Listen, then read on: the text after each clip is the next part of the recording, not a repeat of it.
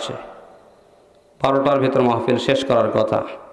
তো সময় স্বল্পতার কারণে বক্তব্যের কোনো ইন্ট্রোডাকশন, কোনো ব্যাকগ্রাউন্ড, কোনো ভূমিকা না দিয়ে আমি আমার মূল আলোচনার দিকে যেতে চাই ইনশাআল্লাহ। আমি 28 পারা কোরআনে কারিমের সূরাতুস সফ থেকে 10, 11, 12 নম্বর আয়াত তেলাওয়াত করেছি। এই আয়াতকে কেন্দ্র করে কিছু কথা বলবো ইনশাআল্লাহ। আসলে আজকের এই মাহফিলটা হচ্ছে, আপনারা জানেন যে এটা কবরস্থানের উন্নয়ন কল্পে, কি বলেন? মূলত আজকের মাহফিল হচ্ছে এখানে নতুন কবরস্থান হবে। এটা বিরাট একটা মহৎ উদ্যোগ। এটা সদকায়ে জারিয়ার মতো আপনারা সওয়াব পেতে থাকবেন কবরে শুয়ে শুয়ে কিয়ামত পর্যন্ত। বলেন ঠিক কিনা? আমি অনেক সময় দেখেছি যে অনেক মানুষ আছে, তাদের জায়গা জমি কিছুই নাই, মারা যাওয়ার পরে কোথায় কবর দিবে? এটা বিরাট একটা সমস্যা নয়? আজকে আপনারা রামচন্দ্রপুর গ্রামের মানুষেরা সবাই আপনারা আব্দুল লতিফ মণ্ডল সাহেবের নেতৃত্বে, তার ডাকে সাড়া দিয়ে এই যে বিরাট একটা উদ্যোগ গ্রহণ করেছেন, এর যাজা হয়তো দুনিয়াতে আমরা বুঝতে পারবো না, কিন্তু কবরে যাওয়ার পরে এই কবরস্থানের জন্য যারা আমরা অর্থ, শ্রম, মেধা আমরা ব্যয় করেছি, কিয়ামত পর্যন্ত এই সওয়াব কবরে শুয়ে শুয়ে আমরা পেতে থাকবো ইনশাআল্লাহ। আসলে আমরা এখানে যারা বেঁচে আছি, প্রত্যেকটি মানুষ একদিন মারা যাবে। বলেন ঠিক কিনা? মারা যাওয়ার পরে আমাদেরকে কোথায় রেখে আসবে? আসলে কবরের কথা কি আমাদের কারো স্মরণ হয়? যদি স্মরণ হতো কবরের কথা, তাহলে আমরা কি কোরআন সুন্নাহ বিরোধী কোনো কাজ করতে পারতাম? হযরত খাদিজাতুল কুবরা রাদিয়াল্লাহু তাআলা আনহার একটা কথা আপনাদেরকে শোনাই। খাদিজাতুল কুবরা রাদিয়াল্লাহু তাআলা আনহা কে ছিলেন? বিশ্বনবী জনাবে মুহাম্মদুর রাসূলুল্লাহ সাল্লাল্লাহু আলাইহি ওয়াসাল্লামের স্ত্রী। কি বলেন? আরবের সবচাইতে ধনাঢ্য মহিলা ছিল।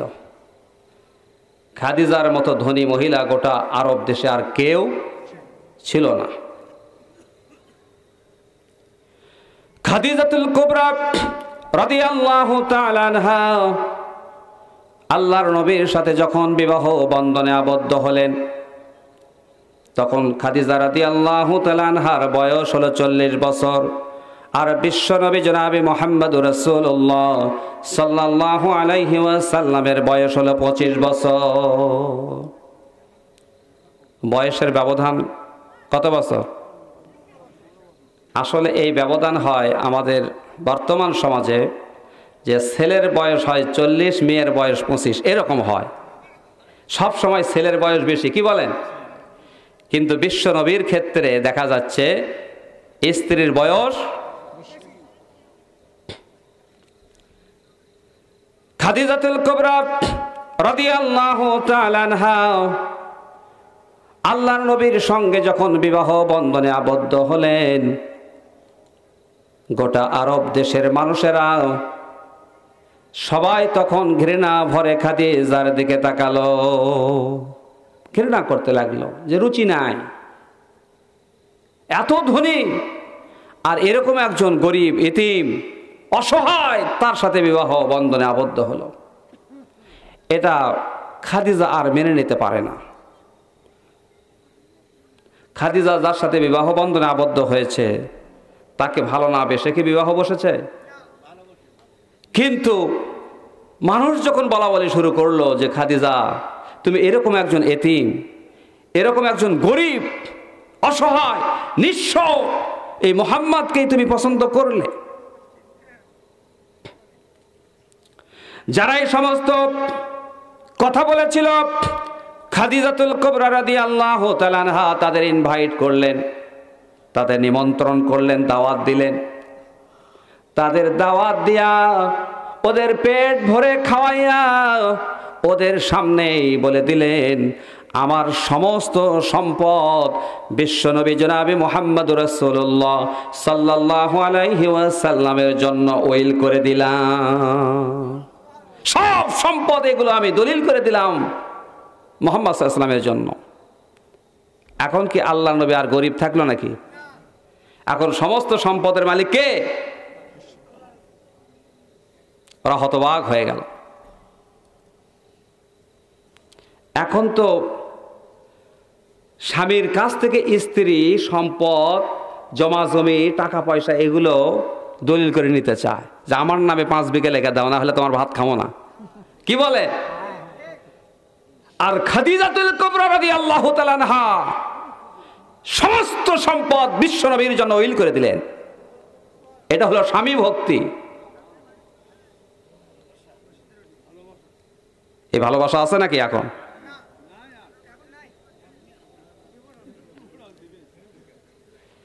এই খাদিজাতুল কুবরা রাদিয়াল্লাহু তাআলা আনহা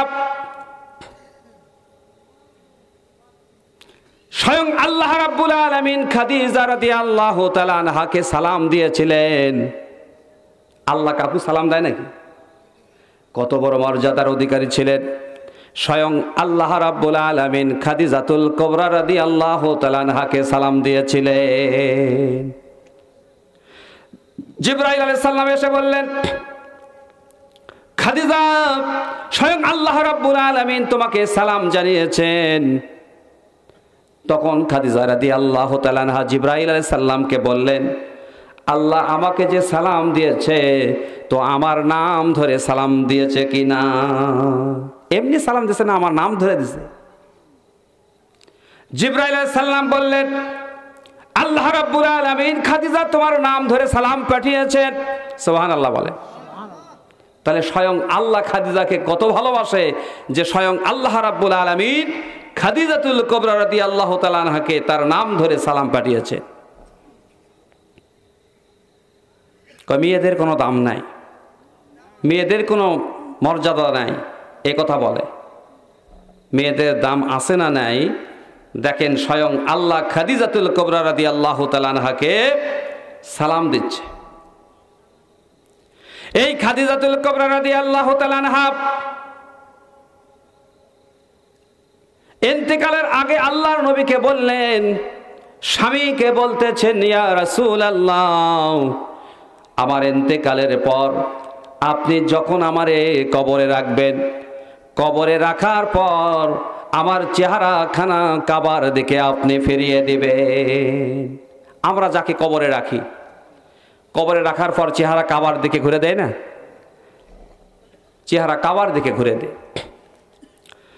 খাদিজাতুল কুবরা রাদিয়াল্লাহু তাআলা আনহা বললেন, ইয়া রাসূলুল্লাহ সাল্লাল্লাহু আলাইহি সাল্লাম, মৃত্যুর আগে ওসিয়ত করতেছে, স্বামীকে বলতেছে, আমার ইন্তেকালের পর আপনি যখন আমারে কবরে রাখবেন, কবরে রাখার পর আমার চেহারাখানা আপনি কাবার দিকে ঘুরে দিবেন।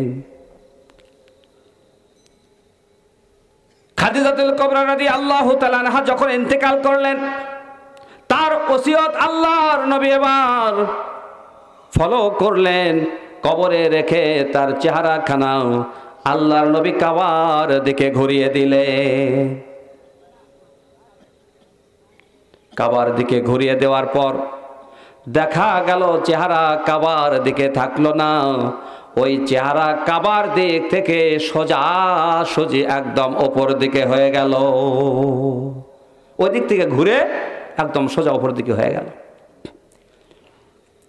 আল্লাহর নবী খাদিজাতুল কুবরা রাদিয়াল্লাহু তাআলা আনহার চেহারা আবার কাবার দিকে ঘুরে দিলেন। যেই ঘুরে দিলেন, সঙ্গে সঙ্গে চেহারা আবার কাবার দিক থেকে সোজা ওপর দিকে হয়ে গেল। আল্লাহর নবী আবার তার চেহারা কাবার দিকে ঘুরে দিলেন। সঙ্গে সঙ্গে দেখা গেল তার চেহারা কাবার দিক থেকে আবার সোজা ওপর দিকে হয়ে গেল। কয়বার? তিনটি বার যখন এরকম হয়ে গেল, আল্লাহর নবী বিষণ্ণ চিন্তায় পড়ে গেলেন। চিন্তা করলেন, না জানি খাদিজার কোনো বদ আমল আছে, না হলে বারবার তার চেহারা কাবার দিকে করে দেওয়া হচ্ছে, কিন্তু চেহারা কাবার দিকে থাকছে না। যার কোনো বদামল থাকবে তার চেহারা যতই কাবার দিকে করে দেওয়া হোক না কেন, তার চেহারা কিন্তু কাবার দিকে থাকবে না, ঘুরে যাবে। চেহারা কবরে যতই কাবার দিক করে দেওয়া হোক, কিন্তু চেহারা কাবার দিকে থাকবে না। বদামল থাকলে চেহারা ঘুরে দেওয়া হবে। আল্লাহ নবী চিন্তায় পড়ে গেলেন, না জানি খাদিজার কোনো বদামলের কারণে হয়তো এরকম হচ্ছে।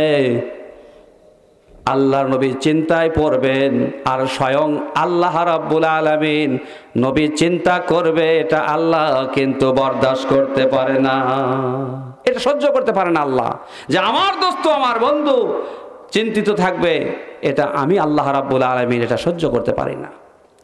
আল্লাহ রাব্বুল আলামিন আল্লাহর নবীকে জানিয়ে দিলেন, ও নবী, খাদিজা কোনো বদআমল করে নাই। খাদিজা যে কাজ করেছে ইসলামের জন্য, সমস্ত সম্পদ ইসলামের সেবায় আল্লাহর নবীর চরণে লুটিয়ে দিয়েছে। আল্লাহর নবী খাদিজার সম্পদ ইসলামের সেবায় ব্যয় করে ইসলামটাকে গোটা দুনিয়ায় ছড়িয়ে দিয়েছে। সুবহানাল্লাহ। খাদিজা রাদিয়াল্লাহু তাআলা আনহা যদি এই সম্পদ আল্লাহ নবীকে না দিতেন, তাহলে আল্লাহ নবী এভাবে এত তাড়াতাড়ি গোটা পৃথিবীতে ইসলাম ছড়িয়ে দিতে সক্ষম হতেন না। এর জন্য বিরাট অবদান হযরতে খাদিজাতুল কুবরা রাদিয়াল্লাহু তাআলা আনহা।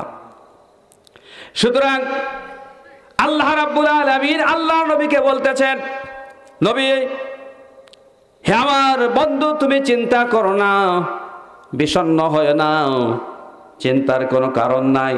তার কারণ খাদিজা চায় তার চেহারা কাবার দিকে থাক, কিন্তু আমি আল্লাহ রাব্বুল আলামিন চাই খাদিজার চেহারা কাবার দিকে নয়। ওই কাবার মালিক আমি আল্লাহ রাব্বুল আলামিন আরশে আজিমে আছি, খাদিজার চেহারা আমার আরশে আজিমের দিকে, আমার দিকে হয়ে থাক। সুবহানাল্লাহ। আল্লাহ চাচ্ছে খাদিজার চেহারা কাবার দিকে নয়, স্বয়ং আমার দিকে হয়ে থাক। সুবহানাল্লাহ। কোনো বদআমলের কারণে তার চেহারা কাবার দিক থেকে ঘুরে যাচ্ছে না। ইসলামের জন্য যা করেছে খাদিজা, এটা ভোলার মতো নয়। এই খাদিজাতুল কুবরা রাদিয়াল্লাহু তাআলা আনহা ইন্তেকালের পূর্বে আল্লাহর নবীকে ওসিয়ত করলেন, ইয়া রাসূলুল্লাহ, আমার ইন্তেকালের পর আপনি যখন আমারে কবরে নামাবেন,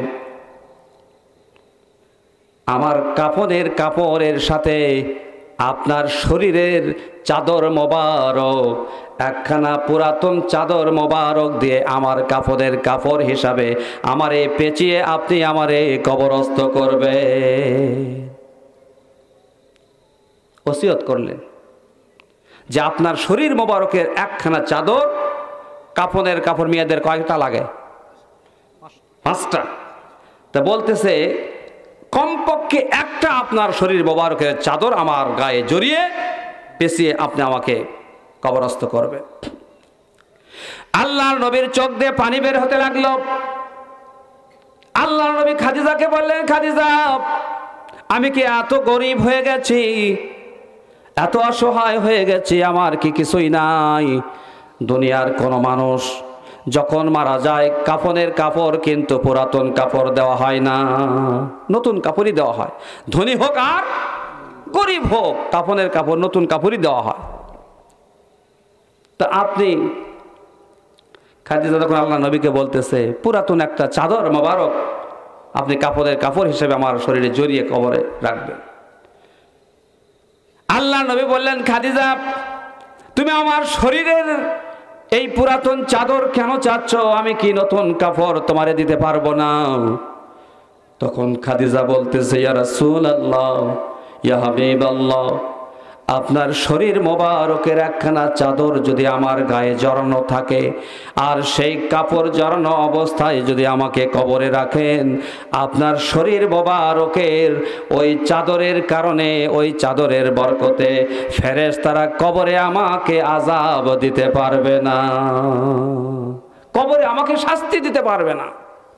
যেই খাদিজাকে আল্লাহ রাব্বুল আলামিন সালাম দিলেন, যেই খাদিজা রাদিয়াল্লাহু তাআলা আনহার চেহারা কাবার দিকে নয়, স্বয়ং আল্লাহর দিকে থাক, সেই খাদিজাতুল কুবরা রাদিয়াল্লাহু তাআলা আনহা কবর দেখে এত ভয় পায় যে আপনার শরীর মোবারকের একখানা চাদর যদি আমার গায়ে থাকে তাহলে কবরে ফেরেশতারা আযাব দেওয়ার সাহস পাবে না। আপনার শরীর মোবারকের চাদরের বরকতে কবরের আযাব থেকে আমি খাদিজা পরিত্রাণ পেয়ে যাব। সুবহানাল্লাহ। খাদিজা রাদিয়াল্লাহু তাআলা আনহা কবর দেখে এরকম ভয় পায়, অথচ যেই খাদিজাকে স্বয়ং আল্লাহ সালাম দিলেন, যেই খাদিজার চেহারা আল্লাহর দিকে হয়ে থাক, সেই খাদিজা যদি কবর দেখে এত ভয় পায় তাহলে আমাদের তার চাইতে ভয় কম না বেশি পাওয়া লাগবে? আমরা তো কবরের কথা মনেই করি না। আপনারা জানেন যেই কবরের ওয়াজ আবু যার গিফারি রাদিয়াল্লাহু তাআলা আনহুর যেই ওয়াজ আপনাদের সবার জানা। হযরত ফাতেমা রাদিয়াল্লাহু তাআলা আনহা নবীর মেয়েকে কবরে রাখার পর কবরকে লক্ষ্য করে যখন বলতেছিলেন, কবর তোমার ভেতর আমি কাকে রাখছি তুমি জানো? বলেন এই ওয়াজ জানেন না আপনারা? সবাই জানেন। তোমার ভেতর যাকে রাখছি তিনি হলেন বিশ্বনবী জনাবে মুহাম্মদ রাসূলুল্লাহ সাল্লাল্লাহু আলাইহি ওয়াসাল্লামের মেয়ে। তোমার ভেতর যাকে রাখছি তিনি হলেন আসাদুল্লাহিল গালিব, হযরতে আলী কাররামাল্লাহু ওয়াজহাহু। হযরতে আলী রাদিয়াল্লাহু তাআলা আনহুর কে ছিলেন বলেন? স্ত্রী। জান্নাতের সরদার ইমাম হাসান এবং হুসাইন রাদিয়াল্লাহু তাআলা আনহুমা তাদের কে ছিলেন বলেন? হাসান হুসাইনের কে মা ছিলেন। এরকম করে আবু যার গিফারি রাদিয়াল্লাহু তাআলা আনহু যখন বলতেছিলেন, কবর খবরদার, বিশ্ব নবীর মেয়েকে কবরে রাখছি, বেয়াদবি করবে না। ফোর্থ কালিফ অফ ইসলাম, ইসলামের চতুর্থ খলিফা হযরতে আলী রাদিয়াল্লাহু তাআলা আনহুর স্ত্রীকে তোমার ভিতর রাখতেছি, খবরদার কবর বেয়াদবি করবে না। ইমাম হাসান হোসাইন জান্নাতের যুবক, তার মাকে কবরে রাখতেছি, খবরদার কবর তার সাথে বেয়াদবি করবে না। কবরের জবান খুলে গেল, মানুষের কণ্ঠের মতো কণ্ঠ দিয়ে কবর এবার বলল, আবু যার গিফারি রাদিয়াল্লাহু তাআলা আনহুকে লক্ষ্য করে, আমি কবর বিশ্ব নবীর মেয়েকে চিনি না, হযরতে আলী রাদিয়াল্লাহু তাআলা আনহুর স্ত্রীকে চিনি না, ইমাম হাসান হোসাইনের মাকে আমি চিনি না। আমল যদি ভালো হয় তাহলে কবরে জান্নাতের মখমল বিছানা বিছিয়ে দেওয়া হবে, আর আমল যদি খারাপ হয় কবরের দুই পাশের মাটি পৃথিবীর দুই প্রান্তে চলে যাবে, তারপর থরথর করে কাঁপতে কাঁপতে এমন জোরে চাপা মারবে ওই মানুষের ডান পাশের হাড়গুলো বাম পাশের হাড়ের ভিতর ঢুকে যাবে, বাম পাশের হাড়গুলো ডান পাশের হাড়ের মধ্যে ঢুকে যাবে, মানুষটা একদম পাউডার হয়ে যাবে। সুতরাং বিশ্বনবীর বিয়ে হয়েছে তাতে কি আসে যায়? ইমাম হাসান হুসাইনের মা হয়েছে তাতে কি আসে যায়? হযরতে আলীর স্ত্রী হয়েছে তাতে কি আসে যায়? আমল ভালো হলে কবরে জান্নাতের মখমল বিছানা বিছিয়ে দেওয়া হবে, আর আমল যদি ভালো না হয় কবরে চাপা মারা হবে, পাউডার বানিয়ে দেওয়া হবে। সুতরাং ফাতেমা রাদিয়াল্লাহু তাআলা আনহার যদি এরকম হয় তাহলে আমাদের কি হবে? আমি কি আমার বাপের কারণে, আমার মায়ের কারণে, আমার দাদার কারণে আমি কি নাজাত পাবো নাকি? সুতরাং এই কবরের কথা আমরা ভুলে গেছি, আমাদের মাথায় ঢোকে না। কবরের চিন্তা করলে তো আর এত টাকা পয়সা, সুদ ঘুষ জেনা ব্যভিচার যে শুরু হয়ে গেছিল কয়েকদিন ধরে বাণিজ্য মেলায়, লটারি। আমি এমন জোরালো বক্তব্য দিয়েছিলাম আমার জুমার নামাজ পড়া যে ট্রাফিক ফাঁড়ি মসজিদে, সব পুলিশ অফিসার আমাকে তো অনেকেই বললো যে হুজুর আপনাকে হয়তো অ্যারেস্ট করবি, এলে তো প্রশাসন থেকেই হচ্ছে, সব অনুমতি ছাড়া তো হয় না, আপনি এইভাবে কথা বললেন। আমি বললাম যে আসলে অন্যায়ের বিরুদ্ধে কথা বলতেই হবে, আপনারা হয় মানেন না হয় না মানেন।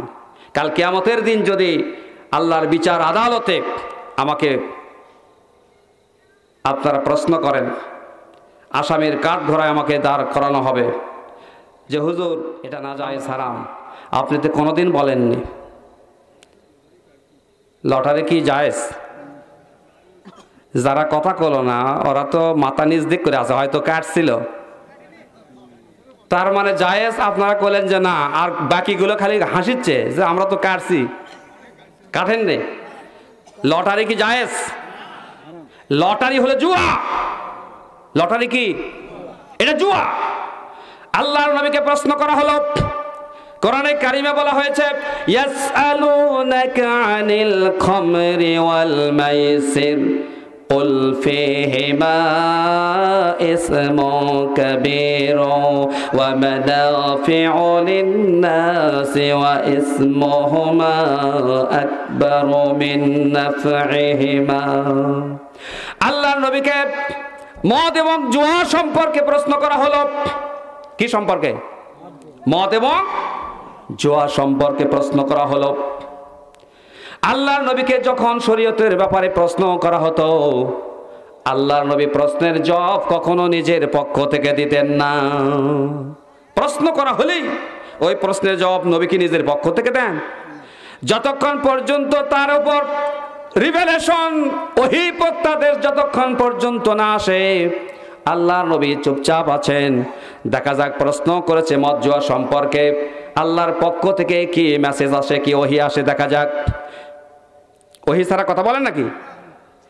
কোরআনে কারিমে অন্য জায়গায় আল্লাহ রাব্বুল আলামিন বলেন, আল্লাহর নবী যে ওহী ছাড়া কোনো কথা বলেননি তার প্রমাণ হলো ওয়া মা ইয়াতিকু আনিল হাওয়া ইন হুয়া ইল্লা ওয়াহয়ুন ইউহা।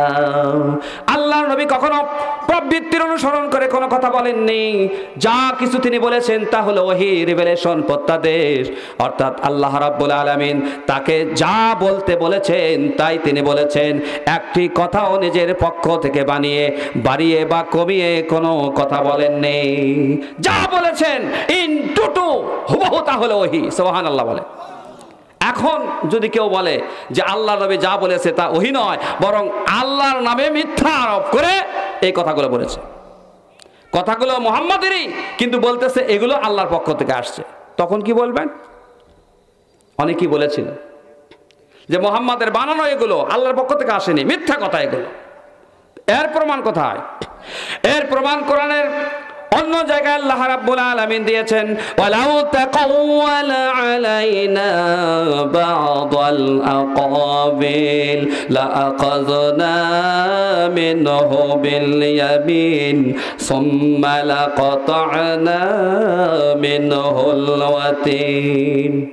আল্লাহ রাব্বুল আলামিন বলেন, আল্লাহ নবী যদি কখনো মন গড়া বানিয়ে কোনো কথা বলতেন, বলার চেষ্টাও করতেন, বলতে পারতেন না।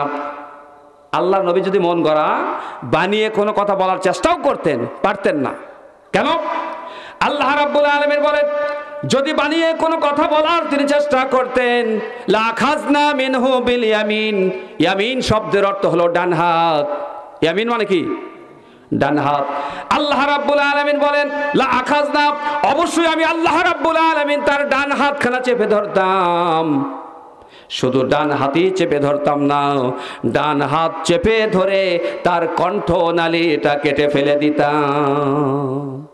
আল্লাহর নবী যদি কখনো নিজের পক্ষ থেকে বানিয়ে কোনো কথা বলতেন, তাহলে আল্লাহ তার ডান হাত চেপে ধরে তার কণ্ঠনালী কেটে ফেলে দিতেন।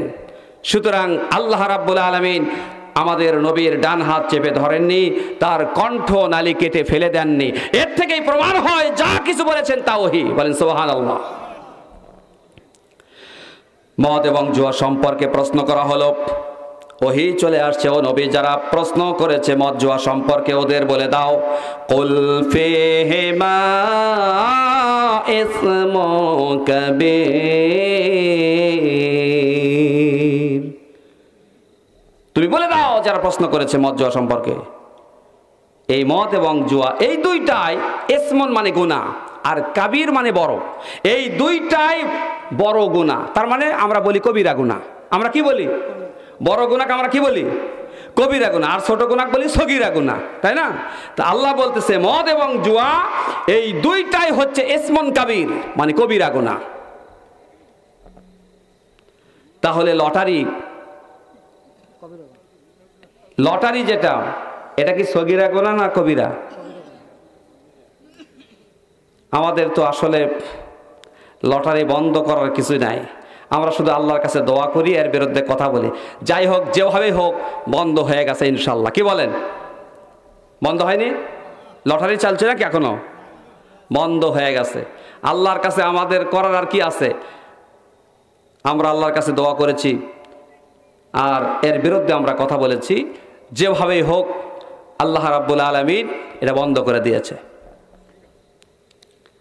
আমাদের এলাকায় সব টিকিট কাটে 20 টাকা করে। একজন খালি একটা টিকিট কাটে না, গাড়ি ধরে সব কাটে। এখন রিক্সা চালায়, ভ্যান চালায়, 400-500 টাকা কামাই করছে, 400-500 টাকা ধরেই টিকিট কাটছে। এখন 400-500 টাকা কামাই করছে, আর তো বউ চলে আছে, খালি হাতে বাড়ি যাচ্ছে, এখন কিছুই খাওয়ার নাই। কন্ত কি অশান্তি বাড়ি, খাবি কি বাড়ি? এখন কেউ হয়তো 20 টাকা দিয়ে এখন 1.5 লাখ 2 লাখ টাকার পালসার এখন নিয়ে চলে আসলো, ওই তো খুশি। আল্লাহ বলতেছে কুল ফীহিমা ইসমুন কাবীর ওয়া মানাফিউ লিন-নাস। মদ এবং জুয়ার মধ্যে মানুষের কিছু উপকারিতাও আছে। উপকারিতা হলো 20 টাকা দিয়ে তুমি পাইলে 1.5 লাখ 2 লাখ টাকার হুন্ড, তোমার জন্য তো উপকারী হলো। কি বলেন? যারা মদ খায় হ্যান্ডসাম হয়, খুব সুঠাম সুদেহী, গাওয়াত বলটল একটু বেশি হয় নাকি? আল্লাহ বলতেছে আসলে এগুলোর ভিতর যতটুকু কল্যাণ উপকার তোমাদের আছে, তার চাইতে ক্ষতি বেশি আছে। কে বলতেছে? মদ এবং জুয়ার মধ্যে কিছু তোমাদের উপকার আছে, কিন্তু যেটুকু তোমাদের উপকার আছে তার চেয়ে ক্ষতি বেশি। খালি মদ নয়, ফেন্সিডিল, গাঁজা, ইয়াবা, হেরোইন, কত কি কি বলে। পত্রিকায় দেখেছিলাম যে আমাদের মাদলা নাকি সবচাইতে বেশি গাঁজা বিক্রি হয়। পুলিশ আসে, পুলিশ ধরেও নিয়ে যায়, কিন্তু পরের দিনে আবার তাক দেখা যায়। মানে কি? আশ্চর্য কথা, পুলিশ যদি ধরে আর যদি না ছাড়ে, ওই আর এই ব্যবসা করবি, এগুলো খাবি আর। কিন্তু যাক ধরতেছে ওই পরের দিনই, একটা রাতের বেশি এক পরিবার ইচ্ছা না, তার মানে মাল দেশে। সর্বনাশ। আবার যেই বাটপারেরা গাঁজা খায়, এই বাটপাড়া করে যদি বলা হয় তো কয় হুজুর ঠনকলে বলে কোরআনে আছে গাঁজা খাওয়ার কথা। কয় যদি গাঁজা খাওয়াই যায় না হয় তাই এই গাছ দিল কেন? এটা তো আল্লাহ দিয়েছে, আর কোরআনে আছে গাঁজা খাওয়ার কথা। কয় কুটি তে বলতেছে গায়েন জবর গা, যা জবর যা, আর খা জবর খা। এত বড় শয়তান, আরবি দিয়ে বানান করে করছে যে এটা কোরআনে আছে। এই শয়তানের উত্তর কি দিবেন? যে আসলে কোরআনে এটাও আছে, গায়ে না পাস গু খা জবর খা। আপনিও আরবিতে বানান করে দিলেন, তা এখন খা গু খা। তুই গাঁজা খা যদি কোরআনে থাকে, তাহলে গায়ে না পাস গু খা জবর খা এটাও আছে, খা এখন গু খা। এত বড় বেয়াদব। এই বেয়াদব গুলো সমাজ নষ্ট হয়ে যাচ্ছে। আপনার ছেলে আমার ছেলে এরকম করে যদি নষ্ট হয়ে যায়, তাহলে এই সমাজের অবস্থাটা কি হবে? আজকে কবরস্থানের ওয়াজ, কবরের কথা চিন্তা করলে এরকম গাঁজা খাবে আর গাঁজা খাওয়া কোরআনে আছে এগুলো বলবে? সর্বনাশ। কোন দিকে যাচ্ছি আমরা? একটু চিন্তা করার প্রয়োজন আছে না? কয়দিন বাঁচবো আমরা এই দুনিয়াতে? কয়দিন থাকবো? এত অল্প আয়ু আমাদের।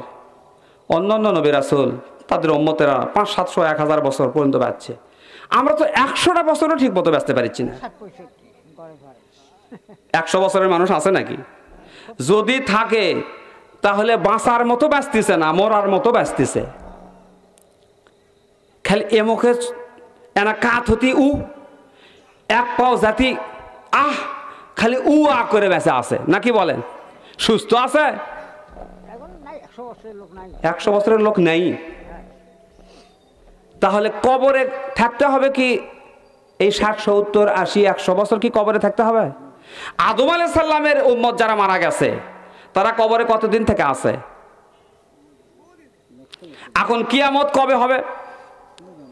কিয়ামতের ব্যাপারে বলা হচ্ছে যে একটা লোক পৃথিবীতে যদি আল্লাহকে আল্লাহ বলে ডাকার মতো থাকে তখনও কিয়ামত হবে না। সুবহানাল্লাহ, কি কথা! এই পৃথিবীতে যদি একটা মানুষও থাকে যে মানুষ আল্লাহকে আল্লাহ বলে ডাকে, যখন পৃথিবীতে একটা মানুষও আল্লাহকে আল্লাহ বলে ডাকার থাকবে না তখন আল্লাহ এই পৃথিবী আর রাখবে না, তখন কিয়ামত হয়ে যাবে। এখনো তো অনেক মানুষ আল্লাহকে আল্লাহ বলে ডাকে, কি বলে? তাহলে আমরা মারা যাওয়ার পরে কত হাজার হাজার বছর হয়তো কবরে পড়ে থাকতে হবে, বলেন ঠিক কিনা? আমরা সেই কবরকে ভুলে গেছি। কবরে প্রশ্ন করা হবে না? কি প্রশ্ন করা হবে কবরে?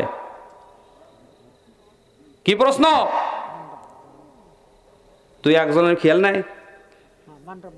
মান রব্বুকা, আর কি? তারপর কোন কি দিনুকার পরে আর কি? নাবিউকা, তাই না? আচ্ছা, তাহলে মান রব্বুকা, তোমার রবকে? রবকে আল্লাহ। আচ্ছা, রব আল্লাহ, রব শব্দের অর্থ প্রতিপালক। রব শব্দের অর্থ যিনি আমাদের লালন পালন করেন, দেখাশোনা করেন, আইনদাতা, বিধানদাতা। এই জন্য আল্লাহর নবী যখন বলেছে একজন লোক মুসলমান যখন হয় তখন কালেমা পড়তে হয়। কি পড়তে হয়? লা ইলাহা ইল্লাল্লাহু মুহাম্মাদুর রাসূলুল্লাহ, মানে লা ইলাহা ইল্লাল্লাহ। এই ইলাহ শব্দের অর্থ হলো যখন কেউ কালেমা পড়ে, লা মানে নাই, ইলাহা মানে ইলাহ, ইলাহ নাই। তাহলে খালি যদি এই পর্যন্ত পড়েন যে লা ইলাহা, তাহলে তো নাস্তিক হয়ে যাবি। লা ইলাহা মানে আল্লাহ নাই, আল্লাহ নাই। ইল্লাল্লাহ, তবে আছে আল্লাহ, মানে এক আল্লাহ ছাড়া আর কোনো ইলাহ। তাহলে এক আল্লাহ ছাড়া আর কোনো আইনদাতা নাই, বিধানদাতা নাই। যখন আমরা জীবনের সর্বক্ষেত্রে সর্বক্ষেত্রে আইনদাতা, বিধানদাতা হিসেবে এক আল্লাহকে মানব, তখন হবে আল্লাহর প্রতি ঈমান। কিন্তু আসলে কি আল্লাহর কোনো আইন সমাজে চালু আছে? চোর চুরি করলে কি করতে হবে? ওয়াসারিকু ওয়াসারিকাতু ফাকতু আইদিয়াহুমা, আছে না নাই কোরআনে? চোর যদি পুরুষ হয় অথবা নারী হয়, ছেলে চোর হোক আর মেয়ে চোর হোক, ফাকতু আইদিয়াহুমা, তাদের হাত কেটে দাও। পারবেন হাত কেটে দিতে? আযানি আযানিয়াতু ওয়াযানি, জেনাকার পুরুষ এবং জেনাকার নারী, জেনাকার পুরুষ আর জেনাকার নারী, অর্থাৎ বিবাহিত পুরুষ আর বিবাহিত নারী, তারা যদি জেনা করে এদের সঙ্গে সার করে দিতে হবে। মাটির ভিতর কবর পর্যন্ত পুঁতে পাথর নিক্ষেপ করে এদেরকে হত্যা করতে হবে। আর যদি বিবাহিত না হয়ে অবিবাহিত পুরুষ, অবিবাহিত নারী হয়, তাহলে 80 দৌড়া লাগাতে হবে। কত? সামারিনা জলদা, 80 দৌড়া লাগাও। হযরত ওমর রাদিয়াল্লাহু তাআলা আনহুর পুত্র আবু শাহামা মদ পান করেছিল। কি পান করেছিল? মদ। মদ খাওয়া জায়েজ? হারাম। মদ পান করেছে। এখন মদ পান করলে তার শাস্তি হলো কত দৌড়া? 80 দৌড়া মারতে হবে। আমাদের সমাজে যখন কেউ কোনো অকারেন্স ঘটায়, তখন অন্যায় অপরাধ করলে তাকে দৌড়া মারে, মারে অনেক সময় আটক দেয়, তারপরে সমাজে তুলে নিতে গেলে কয় আগে দৌড়া মারো। ওই 80টা হয়তো কঞ্চি কাটে একখানতে বোঝা বাঁধে এ হয়ে গেল। কি বলেন? আর হযরত ওমর রাদিয়াল্লাহু তাআলা আনহু, তার পুত্র আবু শাহামা মদ্যপান করেছে। হযরত ওমর রাদিয়াল্লাহু তাআলা আনহু তিনি হলেন তখন খলিফা, খলিফাতুল মুসলিমিন, অর্ধেক পৃথিবীর শাসনকর্তা। খালি এরকম বাংলাদেশের মতো একটা দেশের শাসনকর্তা নয়, অর্ধেক পৃথিবীর শাসনকর্তা। অর্ধ পৃথিবী করেছে শাসন ধুলার তক্তে বসি। সিংহাসন অত জাকজমক ছিল না, মদিনার মসজিদে নববীর বারান্দায় বসে শাসন কার্য পরিচালনা করেছেন। অনেক সময় পৃথিবীর অন্যান্য দেশ থেকে রাষ্ট্রপ্রধানেরা দেখা করতে এসেছে। হযরত ওমর রাদিয়াল্লাহু আনহু অনেক সময় মদিনার মসজিদের বারান্দায় চাটাইয়ের ওই খেজুর গাছের পাতা দিয়ে যেগুলো চাটাইয়ের ওপর শুয়ে আছে, চাটাইয়ের দাগ একে গায়ের সাথে লেগে গেছে, চাটাইয়ের দাগ লেগে গেছে। আর আমাদের ঘরত যে উন্নত মানের কার্পেট গালিচা কি বলেন, তোষক গদি কত কি। হযরত ওমর রাদিয়াল্লাহু তাআলা আনহু অর্ধেক পৃথিবীর শাসনকর্তা হয়ে তার পুত্র যখন আবু শাহমা মদ্যপান করলো, এর শাস্তি স্বয়ং হযরত ওমর নিজেই দিবে।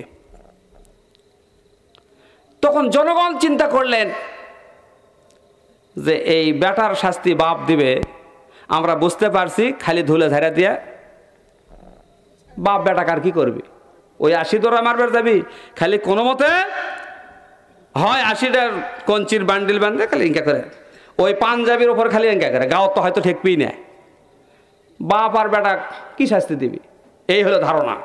হযরত ওমর রাদিয়াল্লাহু তাআলা আনহু ঘোষণা দিয়ে দিলেন, জনগণের সামনে ঘোষণা দিয়ে দিলেন, তার পুত্র আবু শাহমা মদ পান করেছে, তার শাস্তি আমি নিজে দেব। এটা খোলা ময়দানে, একদম ওপেন ফিল্ডে, খোলা ময়দানে হাজার হাজার মানুষেরা হযরত ওমর রাদিয়াল্লাহু তাআলা আনহুর এই বিচার দেখার জন্য সমবেত হয়ে গেল। মানুষ দেখবে না বাপ বেটার বিচার কিভাবে করে, এটা কৌতূহল মানুষের, দেখি কি করে। আজ ন্যায়পরায়ণ শাসক আজকে তো বেকায়দাত পড়ে গেছে, অন্যর ক্ষেত্রে তো খুব কঠোর, কিন্তু আজ বেটা কি করে না দেখি। আজকে আর ন্যায়পরায়ণতা থাকবে না, এই ধারণা। হযরত ওমর রাদিয়াল্লাহু তাআলা আনহু ব্যত্রাঘাত যখন শুরু করলেন, 1 2 3 4 5 7 এরকম 10-15টা মারার সাথে সাথে দেখা গেল আর স্থির হয়ে দাঁড়িয়ে থাকতে পারলো না। পুত্র আবু শাহমা মাটিতে লুটিয়ে পড়ে যায়, ওই লুটিয়ে মাটিতে পড়ে গেছে, শুয়ে পড়েছে, তার ওপর শুরু করেছে। ব্যত্রাঘাত বন্ধ হয় নাই, মারতে মারতে 50-60টি যখন হয়ে গেল, আবু শাহমা দুনিয়ার বুকে আর বেঁচে নাই, একদম নীরব নিস্তেজ হয়ে গেছে, লড়াচড়া নাই। জনগণ বললেন, আমিরুল মুমিনিন হযরত ওমর রাদিয়াল্লাহু তাআলা আনহু, আপনি মার বন্ধ করেন, আবু শাহমা ইন্তেকাল করেছে, দুনিয়ার বুকে আর বেঁচে নাই, মারা গেছে।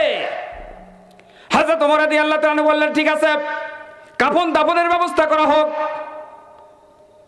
এবার আবু শাহমার জন্য কাফন দাফনের ব্যবস্থা করা হলো, তাকে কবরস্থ করা হলো। হযরত ওমর রাদিয়াল্লাহু তাআলা আনহু চিন্তায় পড়ে গেলেন, কাল কিয়ামতের দিন আল্লাহর বিচার আদালতে আসামির কাঠগড়ায় আমাকে দাঁড়াতে হবে। আল্লাহ রাব্বুল আলামিন যদি আমারে বলে, ওমর মদ পানের শাস্তি হলো 80 দররা, তোমার ছেলেকে তুমি 60 দররা মেরেছো, আরো 20টা মারতে হবে, সুতরাং তোমার সন্তানের কারণে হয়তো এই 20টা মারো নাই, সুতরাং এর জবাব কাল কিয়ামতের দিন ওমর বলতেছে আমি কি দেব। সেই জন্য হযরত ওমর রাদিয়াল্লাহু তাআলা আনহু বাকি ওই 20 দররা কবরের ওপর শটাশট মেরে 80 দররা পূরণ করেছে। দেখছেন শাস্তি। আজ আমাকে যদি এরকম কোনো পদ দেওয়া হয়, কোন জজ সাহেব যদি তার ছেলে বা মেয়ে চুরি করে হাত কাটবে? মদ পান করলে এরকম শাস্তি দিবে? বরং পদে না থাকলেও যারা পদে আছে তাদের সাথে যদি সম্পর্ক থাকে, সুতরাং হাত না কেটে আজ 5 লাখ থাকলো, আপনি নির্দোষীতে খালাস করে দিবেন। কি বলেন? আছে না নাই?